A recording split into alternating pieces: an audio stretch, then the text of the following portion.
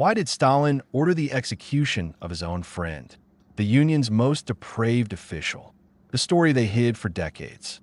Picture the Kremlin, the heart of a vast country, a powerful Soviet empire just starting to find its feet. Behind those high walls, the fates of millions were decided. In offices paneled with expensive wood, men who called each other comrade, and once upon a time, friend, gathered. They had been through prisons, exile, and a civil war together. They drank tea together, their children played with the same toys. They were brothers in arms and in ideology. But what is more terrifying than an enemy? A former friend. And what is more terrifying than a former friend? A friend who knows too much about you. Too much dirt, too many sins, too many terrible secrets that were never supposed to see the light of day. It is in this hellscape of trust and suspicion that our story unfolds.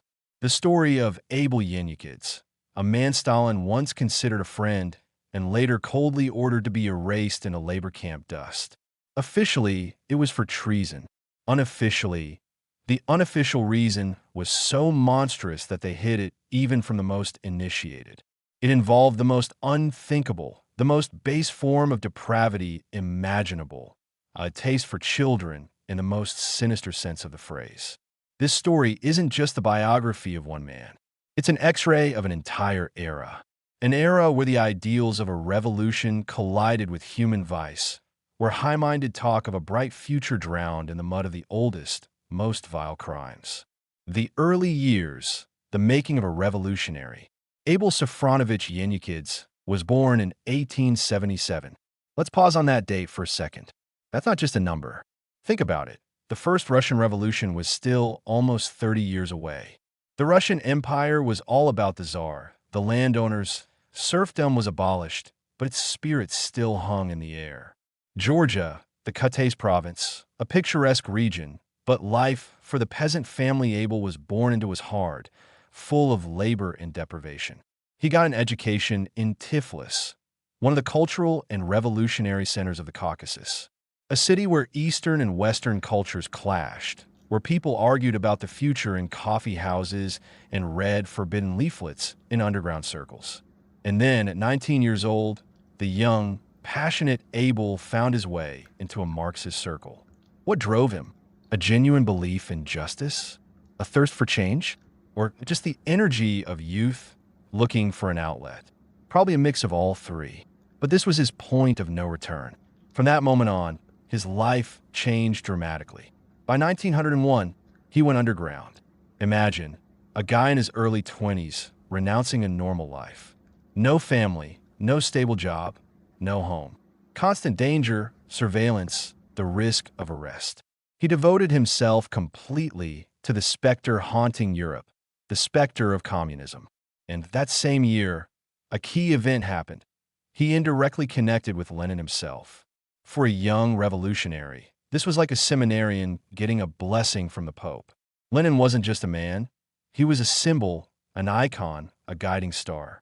This connection elevated Yenukidze in the eyes of his comrades. It gave him a pass into the major leagues of the revolutionary movement. His first personal meeting with Lenin happened in 1905, a tumultuous year of a first revolution, of hopes that were, alas, crushed. But for Yenukidze, it was his moment in the spotlight. He was no longer just an underground operative. He was a proven comrade. What followed was a series of arrests. But fate seemed to protect him. He escaped. He was released for lack of evidence. This makes you wonder, was he just incredibly lucky? Or did he possess a special talent? A talent for making people like him, for winning them over, for wriggling out of tight spots? This quality, charisma, the ability to be one of the guys, would become his greatest asset in the future and also his curse. He was exiled and then even drafted into the army, sent to the fronts of the First World War. Now here's the most interesting twist. An army in wartime is no place for debate. It's rigid discipline and orders. But Yenukidze used even this platform. He began conducting revolutionary agitation among the soldiers. Imagine, the trenches, mud, death, disillusionment with the tsars and generals. And here's a man saying in simple terms, your enemy isn't in the German trenches, it's in the headquarters, and the palaces. He was a match held to a powder keg, and Yenukidze played the role of the igniter brilliantly. The rise, the Kremlin's gray cardinal. By 1917, he was a member of the Petrograd Soviet.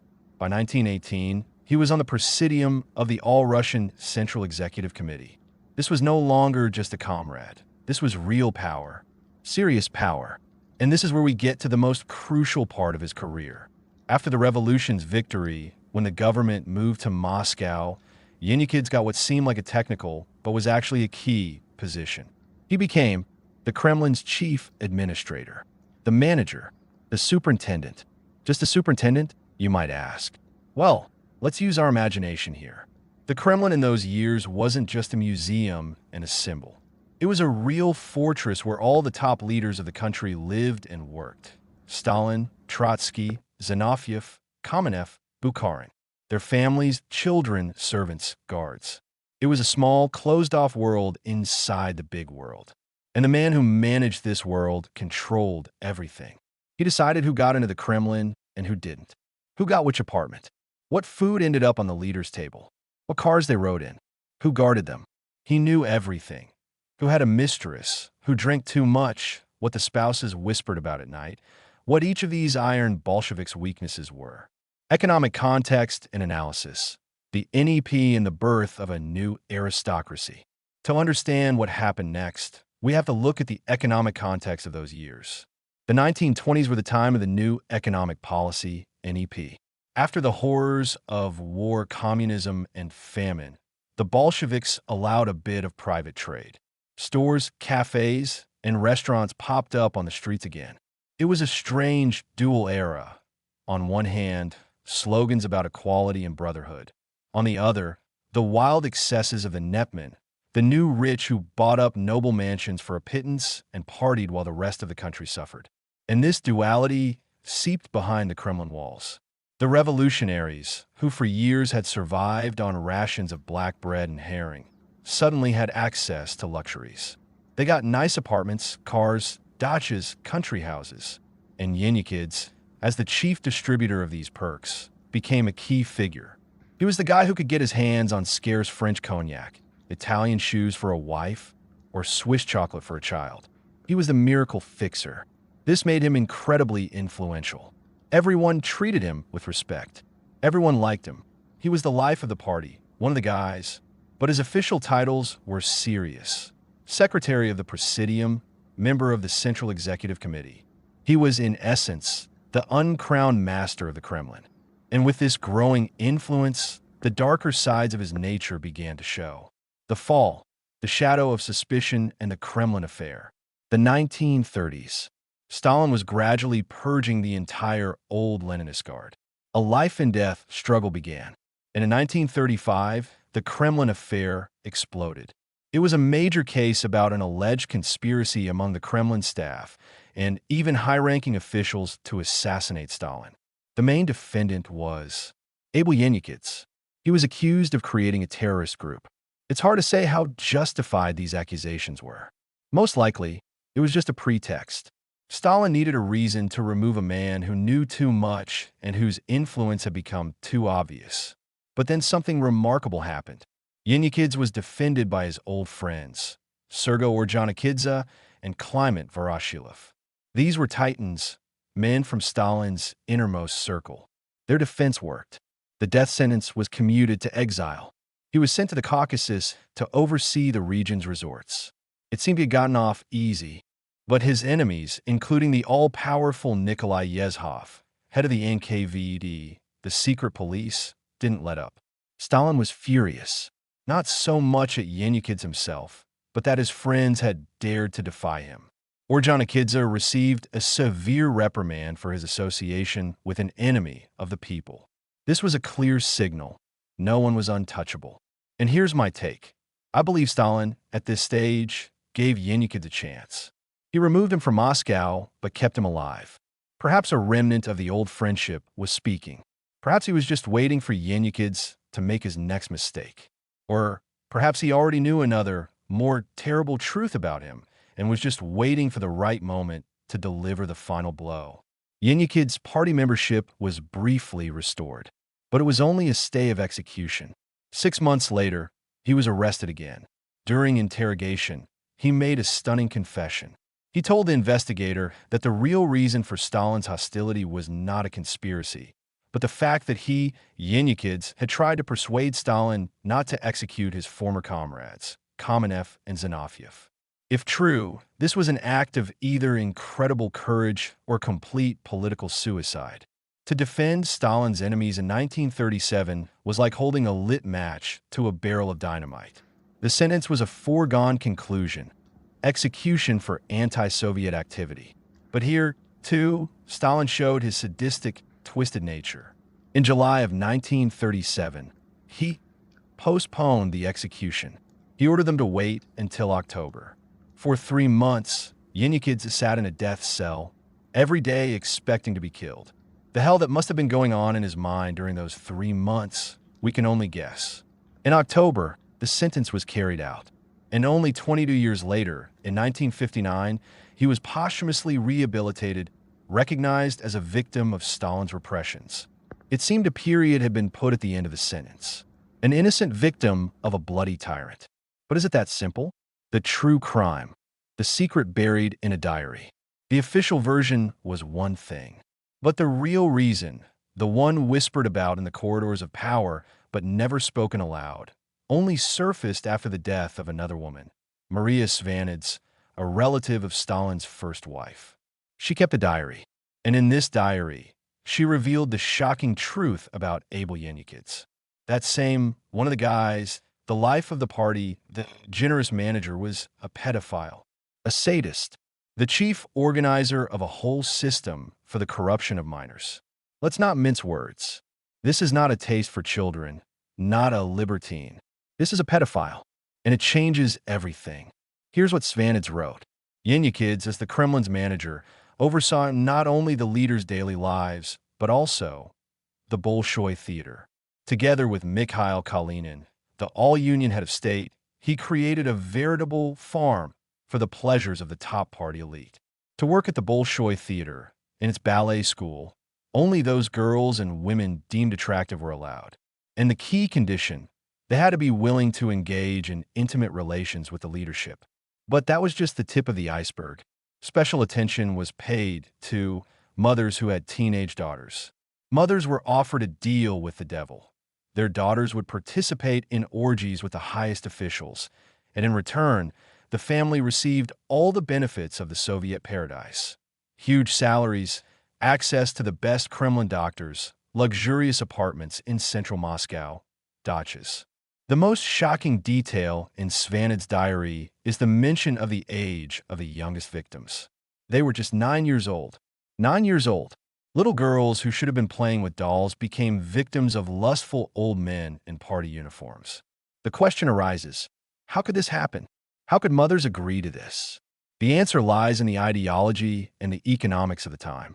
Economic context and analysis. The price of silence. The country was just recovering from wars and devastation. The vast majority of the population lived in shocking poverty. Communal apartments, bread lines, total shortages. And here, an offer that, to some, must have seemed impossible to refuse. You give up your daughter for a few hours a week, and in return your family gets what others can only dream of. It's a monstrous calculation, cynical and immoral, but alas, understandable in those conditions. The system created by Yenukidze and Kalinin bought people's silence and consent with the very benefits it provided. Was this the personal perversion of Yenukidze alone? Or was it a product of the era? Maria Svanidze hints at a terrible ideological underpinning. In the 1920s, a radical trend existed among some Bolsheviks who believed that after the revolution, everything should be common. Not just factories and land, but women and even children. The glass of water theory was preached, that intimate relationships should be as simple and easy as drinking a glass of water. Some took this idea to the extreme, to the complete destruction of the family institution. And Yenukidze was perhaps not so much a lone sadist, but a product of this insane time.